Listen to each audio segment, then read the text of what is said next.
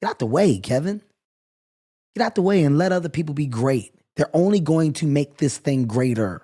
You're prohibiting that by trying to stand in a moment of great so that people can look and point at you. Mm. Let other people do the thing that they were brought here to do. And while they do it, align yourself with them, embrace them, support them. And as they grow, we grow. Yeah.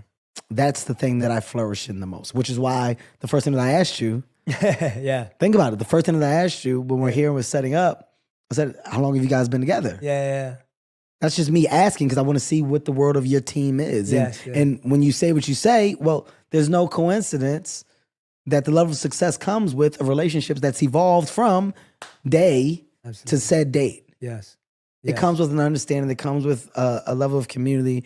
More importantly, a want for success, but we have it together because we're embracing the world. It's not just one. I love that you went there, man. Like that, there could have been so many ways to answer that question.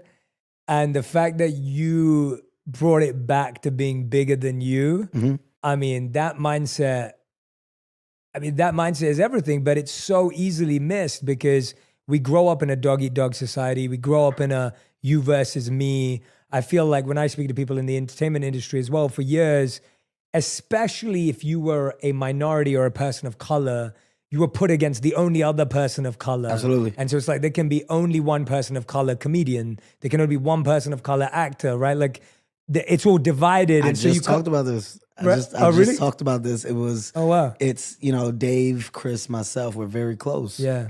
And I love seeing that. That makes me happy. Yeah. The reason why we're so close is because, there is no competition. We're not competing with one another. And, we all have different level of success that makes sense for us, right? Like one success has nothing to do with the other. Yeah. And the support, the love that we give each other, that we embrace each other with, it's all done with the understanding that we can all exist at the same time. Yeah. And the conversation of there can only be one is one that we've created as a culture. Like, we really do pit our own against our own, right? We really have done it throughout the time. And by the way, there's nothing wrong with competition. There's nothing wrong with wanting to be the best. There's nothing wrong with that conversation. But it's a conversation that can be had and should be had without the malicious intent behind it, right? Because ultimately, success is success, and that's what you're in the game for. Yeah. To have some type of level of success that checks the box for you. Yeah. And, once again, if you get to looking across the street and you're looking at what the others are doing over there, well, you're missing what you've done over here. And it's something that I think over the course of time has developed. It didn't start off like this. I definitely was, once again, in being transparent, I was a young comic that was like, man, when am I going to get my turn? Yeah. I'm funny. I'm funnier than. I need it. I don't understand. Oh my God, nobody wants. Like, you do go through that.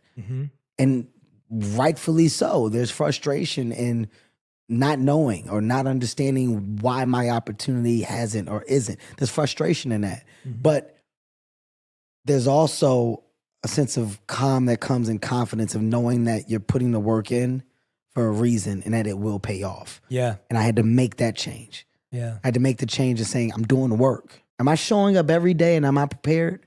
And if this opportunity does come, am I ready for it? Because there's nothing worse than it comes and I don't have a set.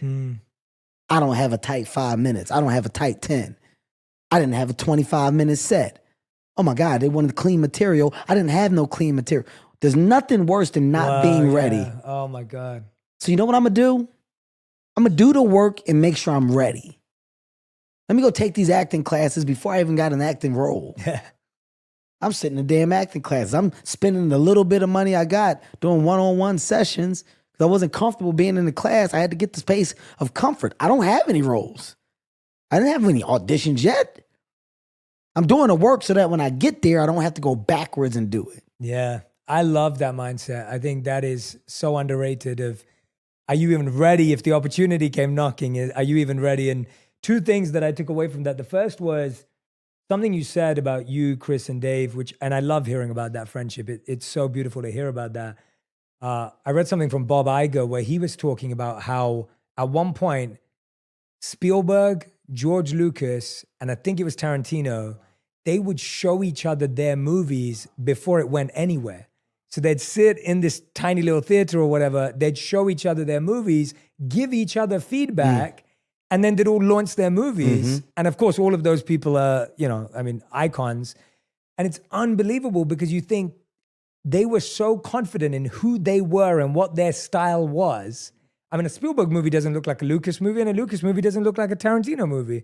They were so confident in who they were and what they brought to the table that they could even show their best work. I trust your level of understanding, opinion, and story in the highest regard, that even though we don't share the same love for genre material, whatever you want to call it, right? Like whether it's sci-fi to drama to action, like these are all, like you said, different people. But you know story, you know character. I trust that you'll be able to watch my project, tell me if my characters are easy to track and if you care. And if you don't care, I also trust that you'll be able to tell me why you felt you didn't. I also feel that in the space of solution, you're not going to throw things at me that are not doable. You're going to know the context of what I have that I'm working with, what's left on the cutting room floor, what I can possibly do to do reshoots. Everything that you're going to tell me is within regards of having my best interests. That's confidence. That's also a strong relationship and a friendship that along the journey of success, as we've all gotten to the top of this mountain, we understand that your stance on your mountain has nothing to do with mine. Dave Chappelle has made me and Chris Rock feel stupid at times when it comes to our choice of material. We have watched Dave in our earlier stages of just working on our set, and we would spend time at the cellar, and one would come and we would all go, and Dave would go up, and me and Chris had just went up, and we're happy about our material. We're giving each other notes. We watch Dave. There's been times where we have looked at each other and we balled our papers up and said, we got to start over. We got to start over. Yeah. Not because of jealousy or envy, no, because we challenge each other and we spark and amp the world of like, we want the best for not only each other, but for ourselves. Yeah. And you inspire me and you encourage me. And I love the rapport that we have because we do exactly the same thing. Yeah, I think my hour is ready. I want you to come see me, Chris. Tell me what you think. Yeah. Kev, I like it, but I still think you can. Kev, come see me. I'm doing an hour and 40 right now. Hour and 40? Yeah, tell me what you think. I'm probably going to trim 20 out of it. I like where it is. All right, I'm coming. Dave, what's up? Come to Ohio. You going to like what I'm working on. I want your eyes. All right. Like this, that's a strong relationship, and it's one that I embrace. And I celebrate it often, man.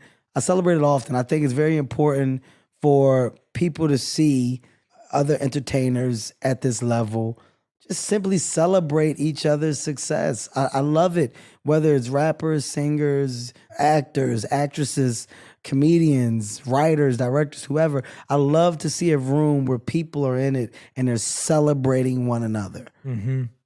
We're all a part of a fraternity, and if we treat it right, that fraternity will have an amazing stance forever.